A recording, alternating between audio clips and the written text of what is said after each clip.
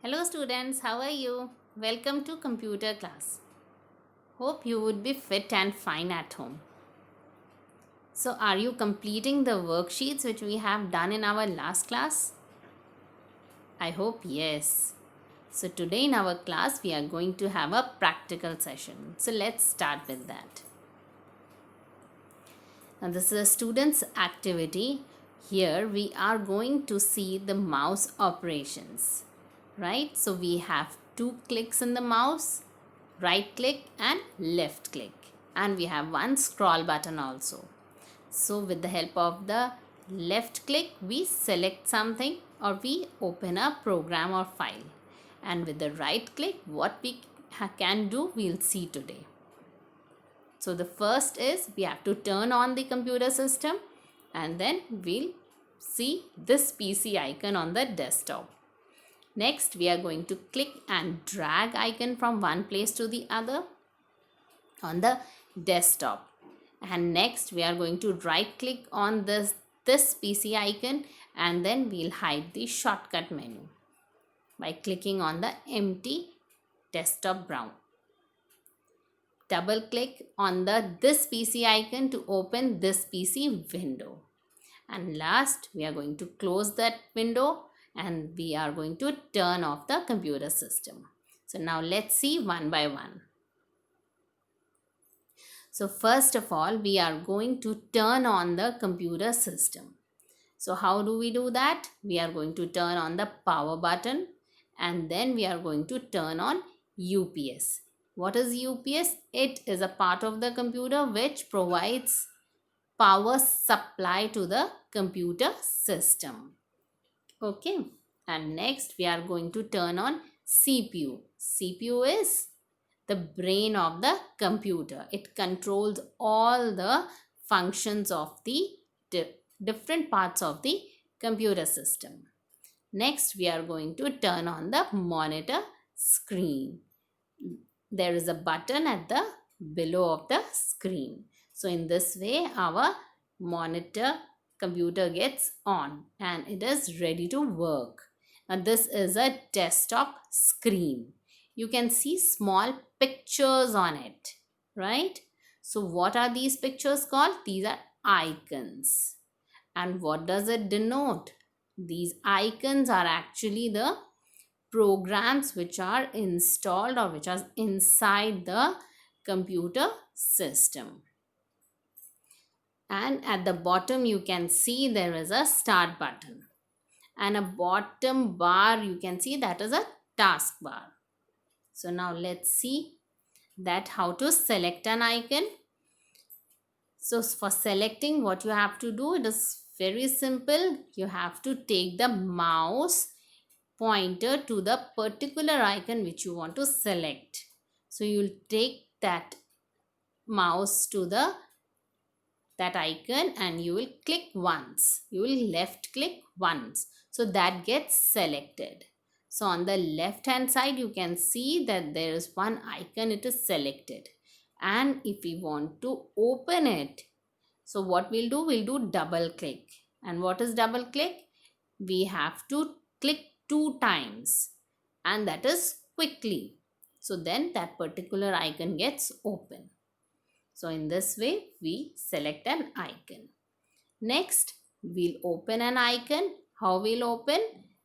We have to double click on that icon. So we are going to get our mouse pointer on this PC icon which you can see on the screen. So when you will double click on it, that means you are going to click 2 times on it. So you will see this type of window, and this PC has lots of system files inside it. That means whatever file and all the things which are inside the computer system you can see in this icon. Like you can see some folders also, you can see some C drive, D drive, DVD drive. You can see all these things in this PC icon. And then next is context menu. So what is context menu? Actually it shows a box, and in that box there are different types of properties of that particular icon. So it is also known as shortcut menu. And let's see what is the definition of the context menu. It is a menu commands that appears when we right click on any icon or on the desktop background, and it is also known as shortcut menu. So how do we get context menu? We have to right click with the help of the mouse. So how we'll get this? We'll just bring the mouse pointer on a particular icon, and we are going to right click, and we'll get a rectangular box in which there are many options or commands are written for that particular icon. Now let's see. So we can see it on the blank desktop as well, right? So what you have to do, you will be place your mouse pointer on a blank desktop, and you will right click on that. As you right click on it, so you get a dialog box or a box in which different options or commands are written, and you can see different commands and we can operate on that. And if we want to do this on a particular icon, so we just go to take the mouse pointer on it and we'll right click on it, and there are different commands are shown on that particular box, and we'll use it. Next, how to move an icon? We are going to use a drag and drop feature. So how can we use that? We just have to bring our mouse pointer to that icon and click once, and we'll keep on pressing it. We won't leave it. We keep on pressing it, and then we'll drag that mouse from one position to the other. That means we are pulling or pushing that particular mouse, and similarly our icons also get moved from one location to the other where we want to place that icon, and then we are going to leave the left mouse button. So in this way we can move an icon. Next is copying an icon. We have to drag the file while holding down, and we are going to press Control key. So you can see this Control key on a keyboard, right?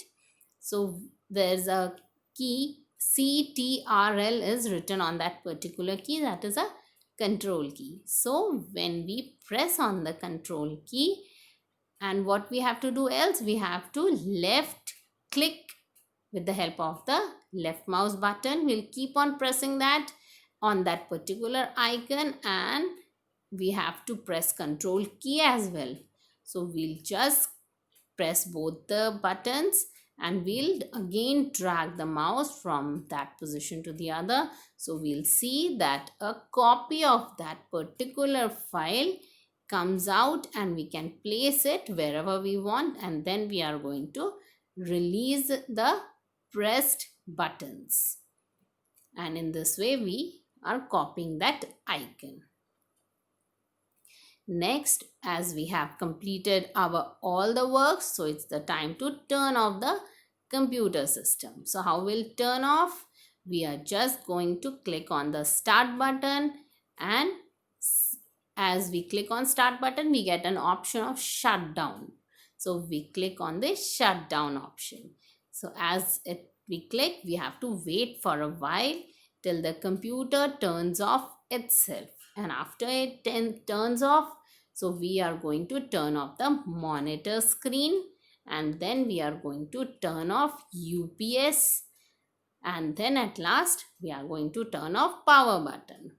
So in this way our computer gets off, and we should be very careful while using these electrical appliances. We should always take the help of the elder person. Students, you are going to practice this activity at home. Take care. Bye, students.